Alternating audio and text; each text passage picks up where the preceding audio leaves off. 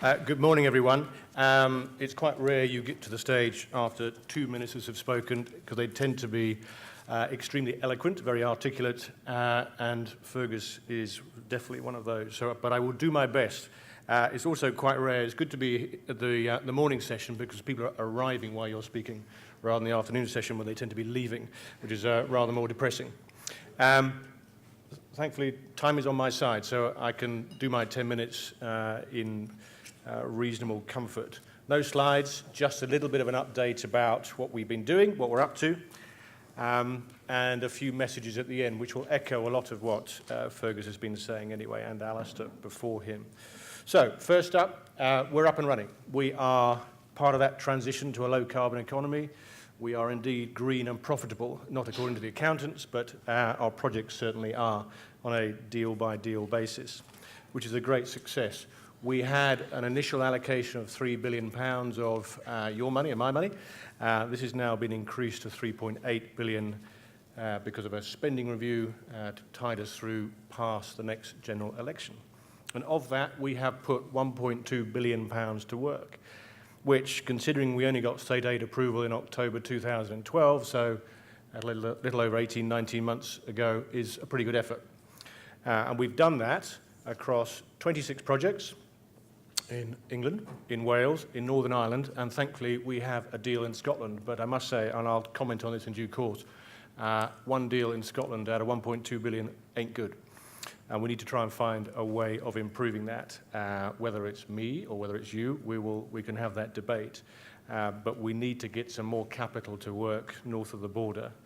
I may not sound like Fergus because I was brought up in the distant south, I'm afraid, but I'm half and half. I'm a hybrid, and I could play rugby badly for both nations if they ever chose me, which they never did. I could probably still play cricket for Scotland, actually, though, if they ever played.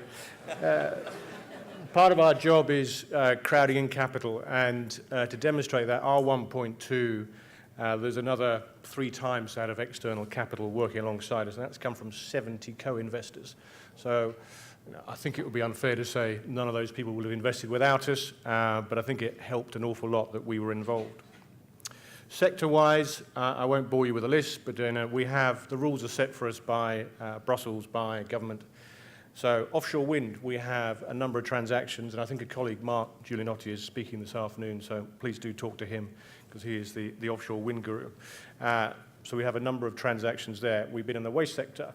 We have done deals in the biomass sector, which is very challenging, not only from a project perspective, but it's one of the sectors where there is less than universal support for that particular subset around the feedstock. But that is something that is part of government policy, and we absolutely support. And then energy efficiency.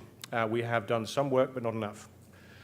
We often get asked about smaller deals, and we have set up or seeded 5 funds, 2 in waste and 3 in energy efficiency, and they are for sub-£30 million deals. It's not a hard cut-off, but it's basically we don't have the resource to look at a lot of 1, 2, 3, £5 million deals. All of those funds have put money to work, and we will continue to support them, and in fact some of them are coming back for more capital. In terms of people, we have 92 employees as of yesterday, so I was reliably informed. Split between Edinburgh and London. We're approximately 1/3 in Edinburgh, approximately 2/3 in London, which is what we set out to do. And it makes us probably the largest and probably the most experienced renewable or low-carbon investment team in the UK, if not Europe, if not beyond, to be honest. And we're probably the most active investor in the sector. Last year, to give you an example, our addressable market, which I won't define because it's far too complicated, we did more than 50% of the available deals in our space. That's not sustainable, frankly. We shouldn't be doing much more than 20 or 30%, I wouldn't have thought. So we have a problem. Either we need to make the market bigger, to be honest, we need to make the market bigger. So what does that mean for Scotland, and what have we done? Offshore wind, we haven't done a deal because there are no deals being done in that particular space. The good news is that Beatrice has consent and was given a contract a month or 2 ago. But alongside that, you have the Moray Firth one, has consent, and we hope that Inchcape and Nart and Aguirre will get consent later this year, but I will leave that entirely to Fergus to make that decision in due course. But we are hopeful to have 3 or 4 consented deals that we can look at. From a personal perspective, I'd love to be involved. From a bank perspective, we'd like to be involved if we can, as long as they fulfill our criteria. But given the scale of the projects, I'd be very surprised if we couldn't find a role somewhere. On the waste side, we're moving away from PPP, PFI deals. Those seem to be for the past, and much more towards merchant deals. But how much waste is there in the UK? And the last thing we want to be doing is encouraging importing waste back into the UK, and that's for sure. Biomass seems to be much more active, and the spectrum of that is quite interesting. It's from the very large imported fuel versus the slightly smaller, locally sourced residue, forestry residues, which I think has much more potential. Then energy efficiency. I mean, I split our world in 2. The first one is investing in projects that make nicer power, and the other one is investing money in to stop us using it in the first place. So energy efficiency, I think, has as much traction as anything else. But the trouble is it's very immature, and our job is probably to nurture that, to try and find consolidators, aggregators, to try and bring these projects to market. An example of to be honest, the sole project we have in Scotland, which is a mixture of biomass and energy efficiency, is the Tomartin distillery, which, for those of you who don't know, is up the A9 by the viaduct on the River Findhorn. You'll know it because all the salmon that swim past my fly go past it. It is the most beautiful place, so I do encourage you to go.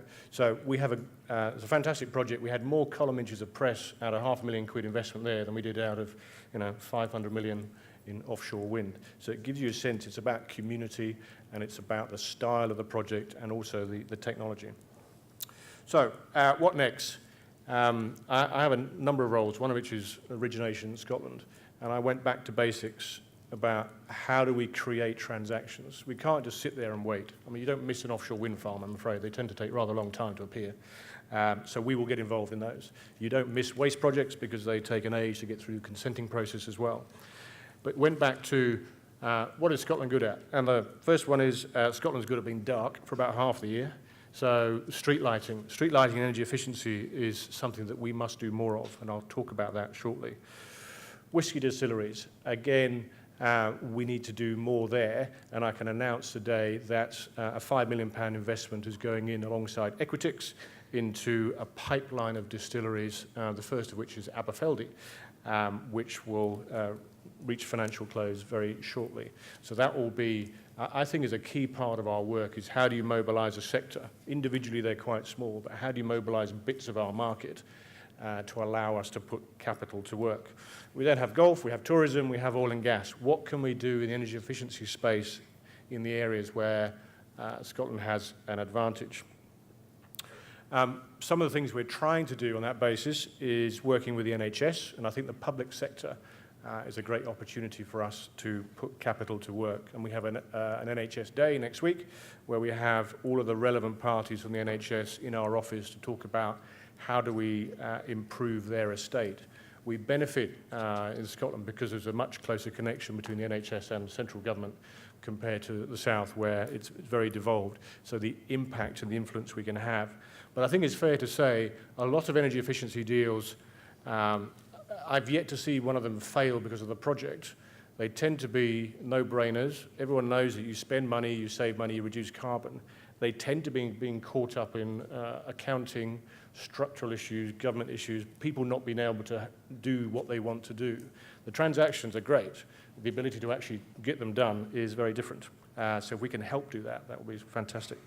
Street lighting I talked about, and Glasgow, we've signed the first deal there with phase 1, that's 10,000 lights, and we hope that phase 2 in due course, and that'll reach financial close after the Commonwealth Games later this year. And then the last one is the distilleries. I mean, I talked about the Aberfeldy one, but we're also going to be issuing a report next month, I would think, which will talk about how that industry can reduce costs from an energy perspective. And the sums I saw is, energy counts for a pound of every litre of whiskey. So anything we can do to reduce that would be a good thing. Other areas we get asked to talk about are other sectors. We're guided by Brussels, I'm afraid. So there are things we can do and there are things we can't. So we take our cue from them. Marine energy, we've already been some words around that. So wave and tidal, these are relative to wind, are obviously more immature. And one of our key criteria is around being green and profitable. I don't think anyone would doubt the fact they're green. It's the profitable part that we need to try and work on. Tidal is ahead of wave, and I think there's the good news from tidal is there appears to be a convergence of technology. Everyone has now decided roughly the best way of actually producing power, which is a three-bladed turbine attached to the seabed somehow. And having worked with marine current turbines in the past, I'm also sailboats. I've always been a huge fan of tidal from a personal perspective, and I hope that we can get involved at some point when the commercial case can be made. But at the moment, they all sit in the hands of ABB, Siemens, Alstom, which is actually where they should probably sit in this very capital-intensive phase. The second one is around small-scale renewables. The original mandate carved out onshore wind. It was just a blanket no, you can't do that. But in the last year, as everyone will know, the demise of the co-op has caused a gap. They were the dominant force in a sort of smaller scale onshore wind. So we've applied to Brussels to say there's a market failure. Is that something that we could actually respond to? And we're expecting a response in the next week or two, and we hope that'll be positive. And just to give you a sense of scale, onshore wind sub 18 megawatts. The 18 is driven by the amount of debt you can get into an onshore deal. That's the sort of the limit that will be set by Brussels. And the other one is mini hydro, so run-of-the-river hydro. So both of those for Scotland, I think, are incredibly important, and I ideally hope that we can get involved. And I do hope one of the areas we might get involved is actually on the islands, because I think there's a great interplay between helping the onshore wind market on the islands and the interconnection. But we'll get a decision in due course. And that segues into interconnectors. I've involved in a number of interconnectors in the past, and I think they're a fantastic way of bringing capital and investment to areas of the greatest demand. So being able to connect up the Western Isles, Orkney, Shetland. If I did nothing else, frankly, in the next 10 years, but got that done, I would leave a happy guy. Because I think if we can do that, you will see a resurgence of the islands in terms of their ability to keep the indigenous population and encourage people to work there, creation of jobs, and also you're exporting an enormous resource of power. And for those who've been to Shetland, there's a wind turbine there, which is the most the best performing wind turbine in the world. I think it's called Bessie or Betty, named after the guy's mum. But this thing has got north of 50% capacity factor, which for an onshore wind farm is pretty special. So to conclude, just a couple of things. Every transformation, any transition, any creation of a new business at some point requires someone to make a brave decision. Often it's not backed up by a 40-page PowerPoint presentation. Sometimes it's just a desire to actually get something done. We've seen that in Glasgow, where the leader there just took a pretty brave decision to say, we are going to turn Glasgow into 100% LED street lighting by 2017, and it's going to happen. So it was, we're going to do this, make it happen. It's much better that way rather than coming from the bottom up, because it often gets stuck. What we need now is for the other sectors to start making brave decisions, the other cities in terms of street lighting, the NHS and the government in terms of how do we actually manage that estate, or how do we make that better. But more importantly, I think, how do we get the interconnectors to the Western Isles, Orkney and Shetland up and running? How do we get Shettle, Ofgem, the government, the developers, all in the same room to ensure that that power is not lost? I apologise, I have to leave, Johan, so you can answer all the difficult questions later for me. But please do, if you do want to know more about what we're up to and what we're trying to do, please do send me an email. I would be delighted to do so. But with that, I will bid you farewell. Thank you very much.